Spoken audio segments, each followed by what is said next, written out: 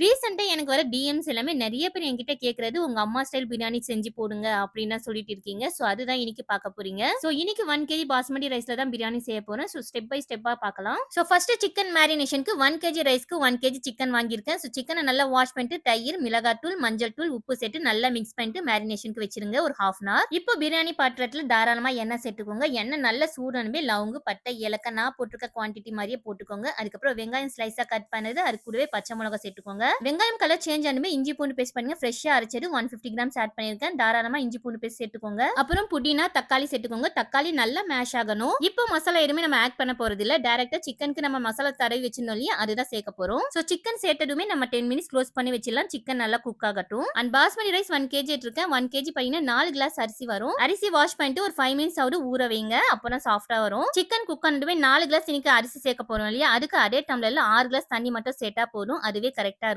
தண்ணி சேர்த்ததுமே உப்பு, கொத்தமல்லி சேர்த்து அரிசி நம்ம ஊற வச்சோம் இல்லையா, அதுவுமே சேர்த்து லெமன் கொஞ்சம் புழிஞ்சு விட்டுக்கோங்க. நல்லா மிக்ஸ் பண்ணிட்டு ஒரு 10 மினிட்ஸ் க்ளோஸ் பண்ணி விட்டுருங்க. 90% ரைஸ் குக் ஆயிருக்கும். அந்த ஸ்டேஜ்ல நெய்யும் ரெட் ஃபுட் கலரும் கொஞ்சமா ஆட் பண்ணிட்டு மூடி வச்சிருங்க. டவா கீழ வச்சிட்டு தம்க்கு விட்டுடலாம். லோ ஃப்ளேம்ல 10 மினிட்ஸ்க்கு அப்புறம் குக் ஆனதுமே ஓபன் பண்ணி பாத்தீங்கன்னா நம்மளுடைய யம்மியான சிக்கன் பிரியாணி ரெடி. வீடியோ பிடிச்சினா ஃபாலோ பண்ணிக்கோங்க. பை.